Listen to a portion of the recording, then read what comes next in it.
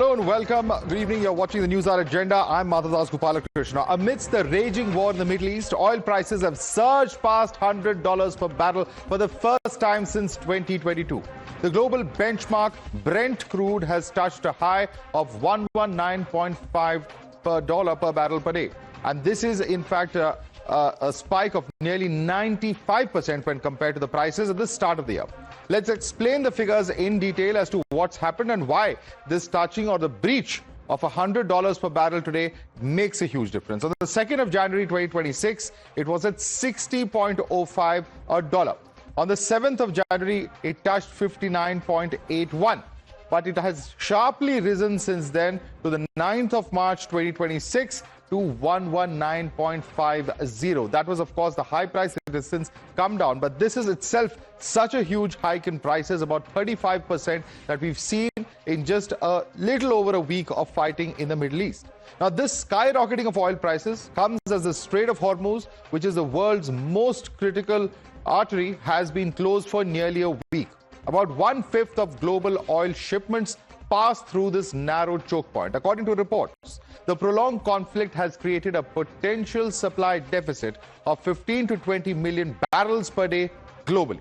But that's not all. Oil depots are being struck across the Middle East, first in the Gulf and now in Iran itself. These countries are amongst the biggest exporters of crude oil to the world, and the attacks on energy infrastructure is only further complicating matters in the global oil market. Let's take a quick look at these figures in terms of what's been happening. Now, this is, of course, as far as Saudi Arabia is concerned. In fact, the exports over here are to the tune of over $100 billion. UAE as well at $114 billion. Let's quickly bring up Iraq. $98 billion, Iran at $47 billion, and Kuwait at $29 billion. Oman also at $28.9 billion, Qatar at $21 billion. Now, this is as far as the contribution is concerned. You can just imagine the impact on ground. As the war in West Asia, in fact, continues, unfortunately, most of the countries which were struck by missiles from either side as well. Now, as the war intensifies, New Delhi is closely watching the fallout on the energy markets. Now, India imports over 80% of its crude oil, with a large share flowing through the Strait of Hormuz.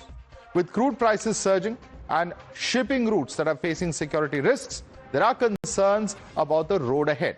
Government sources have told Times Now that India is well placed at the moment. In fact, this is what they are specifically saying, that there are ample stocks available and the fuel price spike is unlikely. They're also going on to add that crude is expected to stabilize at $100 per barrel. The price will spike only if oil breaches the $130 mark, and that we don't know if that will actually happen, and if the fighting is extended, is that a distinct possibility. Now, as far as LPG is concerned, they've said that refineries have been directed to ramp up production. Domestic consumers are going to be prioritized. As far as LNG is concerned, the price hikes are unlikely for domestic consumers. As far as ATF or aviation turbine fuel is concerned, which is directly linked to the prices of your tickets, they say that there's no shortage as far as the ATF is concerned, and the government is going to continue with exports of ATF as well. Now, External Affairs Minister S. Jaishankar told Parliament that protecting India's energy security and the interests of Indian consumers remains the government's top priority. Government remains committed to ensuring that fully taking into account availability, costs and risks of the energy markets. For us, the interests of the Indian consumer has and will always be the overriding priority. The well-being and security of the Indian community in the region is our priority. We will continue to work with the governments of the region towards that end. Our national interest, including energy security and trade flows, will always be paramount. You're watching the News Hour at 10, debate number 1 on Times Now, Super Prime Time. Quickly open this up and take it across to our guest. With us is Lieutenant General D.P. Pandey, who's a defense expert. With us is Aaron Eaton Mayer, who's an attorney and Middle East expert. Meg Cook is attorney and national security analyst, as well as a Republican strategist. We have Yasmin Mathur, who's a researcher in the University of Oxford and editor of the academic journal Critique. We also have Dr. Amit Moore, who's CEO of Eco-Energy Financial and Strategic Consulting, as well as a senior lecturer at the Raikkonen University. Thank you so much, ladies and gentlemen, for joining us. And let me begin with you, Mayor Cook. The question that would be on many people's minds right now is that while Donald Trump says it's a small price to pay for the security, so on and so forth, it is literally going to become quite expensive if the prices of crude continue to increase at this rate. And many predict that if this continues for a few weeks, there could be a drastic spike as far as oil prices, and we all know the inflationary impact of that. Thank you so much for having me. And you're 100% right. Energy markets are always going to react immediately when there's any kind of destabilization in the Middle East, because the region sits on the world's most important and critical energy corridor. But remember, we have seen massive conflict now for 5 decades. We've watched how Iran has contributed to a crisis since 1979. And history shows us these are just shocks in prices, which are temporary. In 1979, you saw in the Iranian Revolution, oil prices doubled from $13 to $34 a barrel. Gulf War, you saw the same thing, $34 to $77 a barrel. And you continue to see these prices increase, but then stabilization. The strategic point right now is Iran has spent a decade, 5 decades, continuing to weaponize these energy routes. And what history shows us is if we can contain the threat, then energy will stabilize and global security will improve. And that's exactly what President Trump is doing. Iran regime was not only a terrorist organization and threat to Americans, but it was also holding us hostage, us and so many other countries, including India. No, but the big question is whether the U.S. will be prepared to actually, inflict this huge amount of damage in terms of the economy and in terms of surging prices globally. And let me bring in Yasmin Mathur on that. Yasmin Mathur, your response to the previous speaker, who says that it's Iran that's actually been inflicting terror on the world, and therefore this is a short-term price bump that is required to ensure that there is a huge change in Iran. Your response to Mayor Cook? Iran has been repressing its own population, but in terms of global situation, it gives lots of slogans. It hasn't done anything. What we are facing, and so I don't support Iran's Islamic Republic. However, what we saw was an irresponsible act to go to war with Israel by the United States with no plans. There is no strategy. One day it's for regime change, the other day it's nuclear deal, the other day it's because missiles are a threat. We don't know what Trump wants from this war. And a war without strategy in such a conflicting area, such a dangerous area, is irresponsible for the world, apart from the fact that we have about 1,200 people, innocent people, civilians, killed in Iran. We have a school where the US Hawk missile, now we know from BBC Verify, Hawk missile killed 168 children. We are in a situation where very hardline people are making decisions to make this war last longer and longer. I don't think it's the only place I can see where there might be regime change is maybe some of the Persian Gulf states. I can't see it happening in Iran. I do want regime change in Iran, but I want it from below, from ordinary people fighting their governments. Okay. You can't have regime change by bombing half of the country to rubble. That's not how you change a regime. You've actually made people supporters of this regime with this terrible war. And now we've got the economic consequences in addition to the fact that a very unpopular regime who ordinary people could have thrown out of power has now become a very popular government. You've assassinated, the US has assassinated a religious figure as well as a country leader. So okay, yes, let me bring in a view from Aaron Eaton-Mayer, who's a Middle East expert. Aaron Eaton-Mayer, would you like to respond to that? Because the view being expressed over here is that somewhere or the other, was there no strategy? Was the US and Israel, were they predicting that it would be a very short conflict? And did that prediction go horribly wrong? That's a question that many are asking at this point of time. Thank you very much. I think it's a mistake to believe that there is no strategy. It's also important to understand that the strategic ramifications extend past the region, right? Lurking behind everything that we're talking about when it comes to oil. Remember, over 90% of Iran's oil has been going to China. That would be the same China that has been aggressively pursuing its Belt and Road initiative for decades. That is now critically disrupted in multiple ways. So that's the first strategic element we have to keep in mind as we're discussing this. When it comes to the people on the ground, I think it's also very important to recall much of Iran is not Persian. And those groups have been rising up. The Baloch have been coming up in the Sistan and Balochistan province. They have been attacking IRGC for quite a while already. And the Ahwazi have now begun to engage in attacks. I'm informed this morning that one of the Ahwazi groups struck one of the refineries in Ahwaz, which would be Iran's southwest region, where all of the oil comes from. So I think it's a mistake to believe that the regime is getting any more support internally or elsewhere. Just the opposite. The groups that it has suppressed most brutally for so many years are now being emboldened. The final thing that we have to keep in mind, the disruption to the Strait of Hormuz may or may not remain.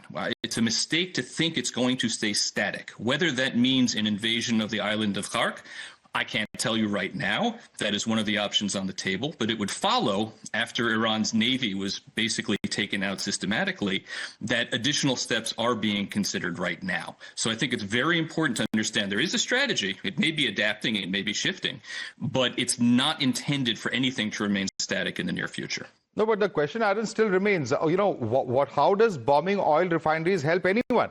Because A, you're not just putting the civilian population at risk, you're also just increasing the global oil prices of a commodity that is rare. Well, when we're talking about whether that is the ideal target, that's a separate discussion. Certainly that would be a matter of debate. But when it comes to Iran's specific facilities, there is one country that loses out more than anyone else, and that is Iran. There are a number of steps that other countries can take, whether short-term or long-term. But the immediate loser in this is China. Let me bring in Lieutenant General D.P. Pandey. Lieutenant General D.P. Pandey, this is the fact that you're trying to hurt China through Iran's oil stocks. That itself speaks volumes because you're putting the entire world and the global economy and oil prices at peril, and also at the same time targeting civilian populations, which is, of course, an issue that has been discussed, whether it's an attack on these oil depots. Earlier, there were reports of, schools being targeted, so on and so forth. The big question is that war at what cost? Because clearly there seem to be certain red lines which are being crossed at the moment. Lieutenant General Pandey. Yeah, Madhav, let's be very clear. Firstly, there is a strategy at place. The full plan will never be told to the world by either party. So when the US has gone, they have gone into this conflict or war, whatever you may want to call, with a strategy. And let's not start believing that the Americans are fooled. And on the other side, Iranians, when they have been preparing for this situation, they also have a strategy in place. So there are two countries who are batting from position of respective strength. Somebody has the leverage of Hormuz, and somebody has the leverage of immense power in terms of military power to punish. So that is one part. Let's leave aside. Second is, I just, on your channel, I think on the first time itself, I had made this mention very clearly, and I'm so grateful the previous speaker has really said as much. For America, it is not about Iran. For America, it is about geopolitics in terms of not regional, but the global geopolitics. In geopolitics, today there's a pushback against China. The Chinese know it.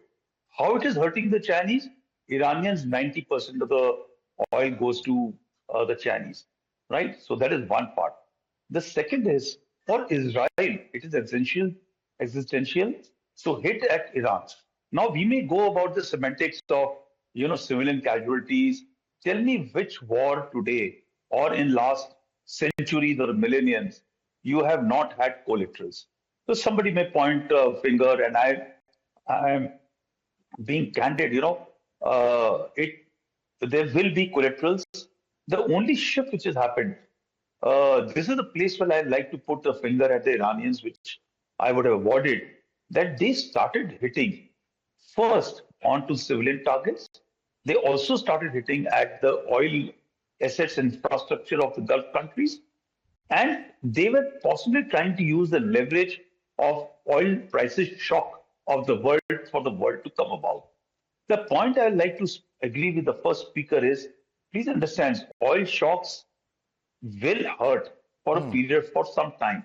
But then there is a capacity of Iranians to continue with the punishment which is going to happen into Hormuz. They don't have an unlimited supply of drones. They don't have an unlimited supply of missiles and the military muscle. Right. Eventually, it will come down to a lone wolf attack onto Hormuz. Okay. This, I feel, will stabilize. Maybe after about 2 or 3 weeks, you'll find systems taking in place that either the countries will reach out to Iran and or else the Americans will take proper control of Hormuz to ensure that the oil shocks don't hurt the world and its prestige of the world. Let me bring in Dr. Amit Moore on that note. Dr. Amit Moore, how much of this oil shocks and what's the impact is going to have, of course, remains to be seen. But I'm just going to quote what Qatar's energy minister, Al-Kabi, has recently warned. And he says that if this war continues for a few weeks, GDP growth around the world will be impacted. Everybody's energy price is going to be higher. There will be shortages of some products, and there will be a chain reaction of factories that can't supply. Now, this is, of course, the situation that we're looking at. At what point, if this war does not, or the fighting does not end, will we see US or Israel stopping the attacks or at least scaling it down? Because at this point of time, both sides only appear to be targeting each other. Yes, I agree. I agree with the Qatari oil minister. Basically, I assert that the price of oil will eventually stop the war. That is, there's a huge sensitivity within the US public to gasoline prices. And also President Trump is very sensitive to that. Now, gasoline prices were before they were about $2.50 per gallon. They already crossed at $3.50 per gallon. They are close to $4 per gallon. The pressure, and if you watch US TV channels, that's the main issue. Many people, maybe half of the people don't know where Iran is, but everybody sees the spike in oil prices at the pump. And this is an election, midterm election year. So I think that the price of oil, and with this, the signals for higher inflation, possibly for hiring the interest rate, and so on and so forth. So this is a regional war which becomes an economic international war. It's not a world war, of course, but international, major economic international impact. So I think that the price of the barrel will eventually, pretty soon, I believe, a week or 2 to 2 weeks, that's my belief, will bring President Trump, who started this war, or initiated this war, also to end it. Let me bring this question right back to Mehkok. Mehkok, the previous speaker believes that it will be the price that will ultimately, of course, drive an end to this war. He hopes that will happen in the next 2 to 3 weeks. And it's also a fact, which he mentioned, that US citizens are carrying the brunt of the war, because the average gas price, even in America, is up about 16% from the prior week. So this is also something that could be a challenge, given that midterm elections, so on, are going to happen in the US. You're right. I live in Columbus, Ohio. Gas prices are going up, but this is where President Trump isn't playing politics. Every news network I've talked to continues to say they don't know what the strategy is. It's very clear. President Trump, under no circumstances, minced words when he said Iran cannot have nuclear weapons. He continued to negotiate in good faith. He continued to offer Iran basically a hand out to say, we will work with you. You can generate some nuclear weapons, whether it's uranium or others, for your energy development, but you cannot have nuclear weapons that could obliterate our allies, our U.S. bases, our embassies, and Iran miscalculated us. So what President Trump is doing right now is he's going in and he has a very direct strategy to ensure that we don't have nuclear weapons in Iran and that they can never rebuild them. This needs to be short, and he knows that because the midterms are on the line. But this tells you what this president is made of. Most people thought, wait till after the midterms. Iran was too great of a threat, and based on intelligence that the president and his team received, they felt now was necessary. And I can tell you in terms of response, we're seeing reporting. You're seeing U.S. and allied operations have severely degraded Iran's nuclear programs. You're reducing missile capacity by roughly 90%, drone capacity by 80%. Iran's war will be short-lived with the United States, Gulf partners, and India. But in the short term, we are going to see gas prices. But again, why be held hostage by an Iranian regime that has continued to, for 5 decades, just change the dynamics of our economy and continue to kill hundreds and thousands of Americans and their own population as well? This was the time to make a decision, and President Trump is acting with stealth, force, and aggression because he knows what's at stake. It's American life. This is a generational move. Well, this might be a generational move, but it's also a move that could have impact on an entire generation of Iranians. Just look at those thick black plumes coming out of that are coming out of those various oil refineries, and there's also a sense, and let me put this question across to Aaron. Aaron, there's also several reports that even U.S. is not very happy with the manner in which Israel has struck Tehran, because they don't want to see, A, this huge amount of damage as far as the oil reserves are concerned, and B, that, the kind of impact, whether it's environmental or otherwise, that these thick black plumes of smoke carry with them, with many experts warning of possible and serious health impact that this would have on the citizens of that area. It's certainly possible that there will be ongoing disagreements, both in terms of strategy and tactics between the United States and Israel. The end goal is certainly aligned, but the methods of achieving it can certainly have some discrepancies. When it comes to attacking the refineries, it's funny you mentioned that, because I, of course, have memories of the first Gulf War, the second Gulf War, when we had similar attacks that were done by the United States. Now, that's not to say that this is the only way going forward. And it's not to say that attacks on the refineries will necessarily continue. More likely, that was a show which can be used to forestall the need for further attacks. Now, personally, I would prefer to see IRGC bases as the primary target going forward. But when you talk about the ecological damage, well, that's a very interesting aspect, because as I've written with some colleagues of mine over the years, what Iran has done to its previously agricultural region is to turn it into a desert in order for these refineries to continue, right, to exist and to be expanded.